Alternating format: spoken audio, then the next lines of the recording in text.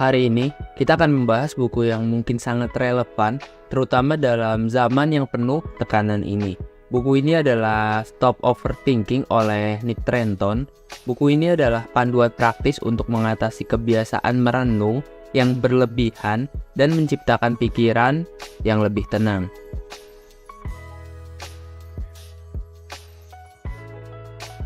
Poin pertama yang diajarkan oleh sang penulis adalah mengenali pola pikiran kita.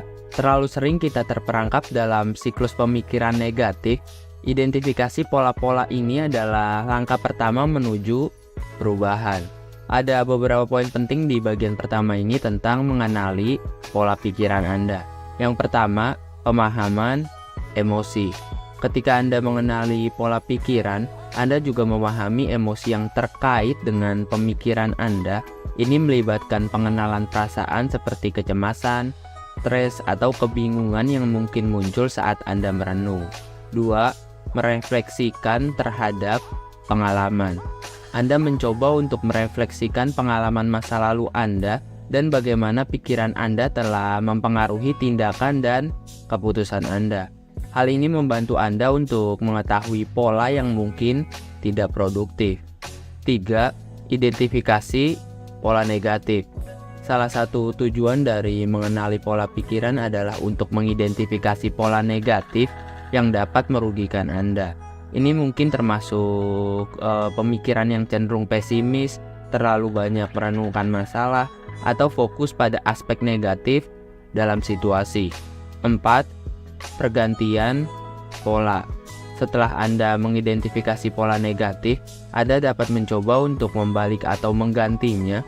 Ini melibatkan menggantikan pemikiran-pemikiran negatif dengan yang lebih positif dan konstruktif. Mengenali pola pikiran adalah langkah awal yang penting dalam mengatasi kebiasaan merenung yang berlebihan. Dengan pemahaman yang lebih baik tentang bagaimana pikiran Anda bekerja, Anda dapat memulai perjalanan untuk mengendalikan pemikiran Anda dan mengarahkannya ke pikiran yang lebih positif dan produktif.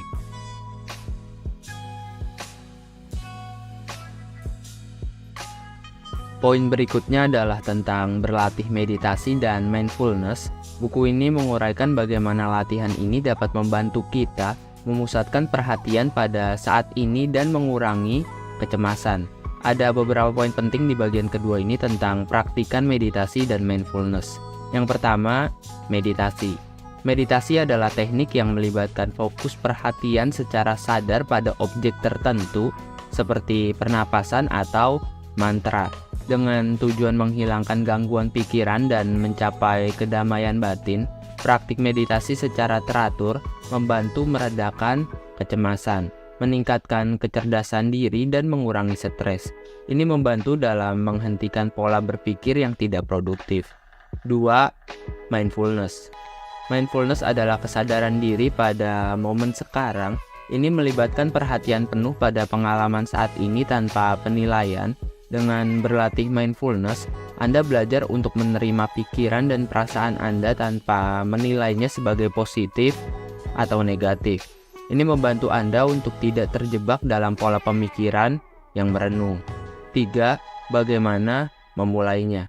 Jika Anda baru dalam meditasi dan mindfulness, mulailah dengan sesi pendek setiap hari. Anda dapat menemukan banyak panduan meditasi dan latihan mindfulness online atau menggunakan aplikasi khusus. Dari YouTube atau aplikasi-aplikasi sosial media itu juga banyak yang ngasih tahu bagaimana caranya memulai mindfulness dan juga meditasi. Kalian tinggal lihat aja dan cari tahu untuk cara memulainya. Praktik meditasi dan mindfulness adalah alat penting dalam mengendalikan kecenderungan berpikir berlebihan. Mereka membantu Anda untuk hidup dalam momen sekarang, mengurangi stres, dan meningkatkan kesadaran diri Anda, yang semuanya berkontribusi pada perubahan positif dalam cara Anda berpikir dan merasakan.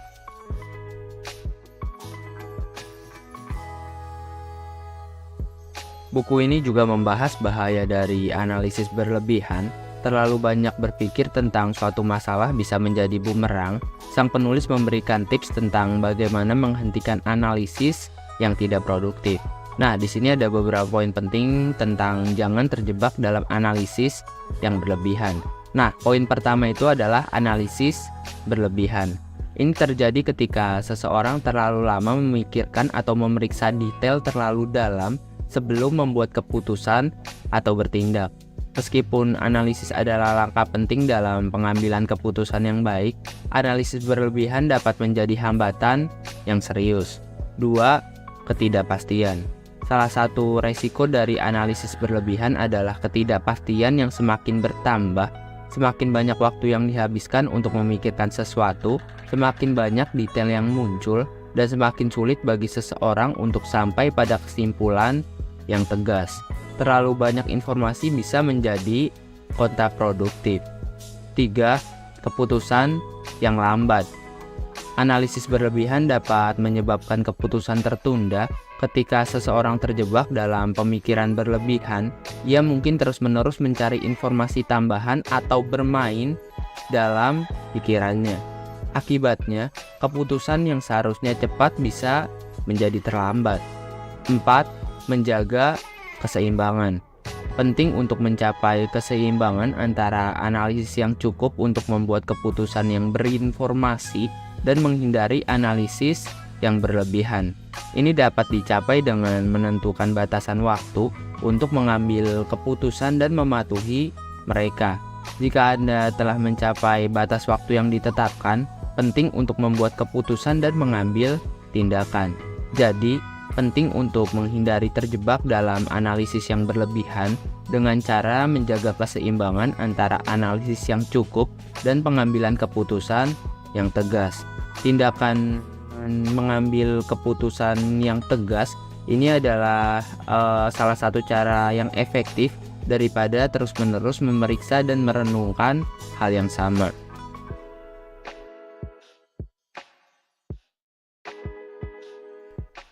Buku ini menyoroti pentingnya mengatasi perasaan ketidakpastian. Kita semua menghadapi ketidakpastian dalam hidup, dan sang penulis memberikan pandangan tentang bagaimana kita bisa menghadapinya tanpa overthinking. Nah, di sini ada beberapa poin pentingnya ya di bagian 4 tentang atasi perasaan tidak pasti. Yang pertama, terima ketidakpastian. Pertama-tama, penting untuk menerima bahwa ketidakpastian adalah bagian alami dari kehidupan. Tidak mungkin untuk memiliki jawaban pasti atau informasi lengkap tentang segala sesuatu. Menerima kenyataan ini adalah langkah awal dalam mengatasi perasaan yang tidak pasti.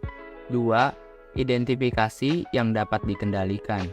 Cobalah untuk mengidentifikasi faktor yang berada di luar kendali Anda dan yang dapat Anda kendalikan. Faktor yang tidak dapat Anda kendalikan seringkali menjadi sumber kecemasan dan perasaan tidak pasti.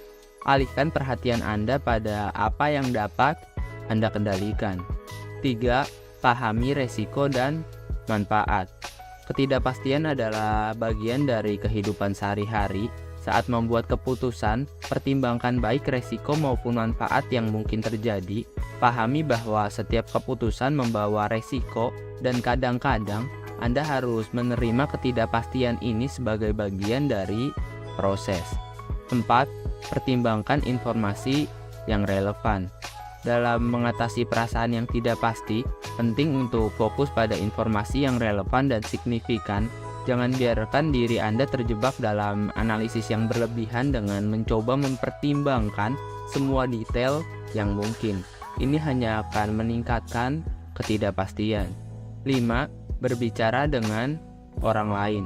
Kadang-kadang, berbicara dengan teman, keluarga, atau profesional dapat membantu Anda mengatasi ketidakpastian. Orang lain mungkin memiliki pandangan yang berbeda atau dapat memberikan wawasan yang membantu Anda. Mengatasi perasaan tidak pasti adalah proses yang berkelanjutan dan tidak selalu mudah. Namun, dengan praktik dan kesadaran, Anda dapat mengurangi pemikiran berlebihan dan membuat keputusan yang lebih baik dalam menghadapi ketidakpastian. Itu adalah beberapa poin utama dari buku Stop Overthinking oleh Nick Trenton. Ini adalah sumber daya yang hebat bagi siapa saja yang ingin mengendalikan pikiran mereka dan hidup lebih tenang. Jangan lupa untuk memeriksanya dan membaca buku ini. Oh iya, untuk kalian yang ingin mempelajari buku ini lebih lanjut, kalian bisa klik untuk link pembeliannya di kolom deskripsi. Karena untuk link pembeliannya sudah saya sediakan di sana. Kalian tinggal klik aja dan kalian bisa beli untuk bukunya. Nah, ada beberapa kata nih yang sangat menarik dari sang penulis untuk kita. Itu adalah, otak kita adalah alat yang sangat berguna. Namun jika kita terlalu banyak berpikir, kita hanya melemahkan kekuatannya. Saya Ahmad NH. Terima kasih.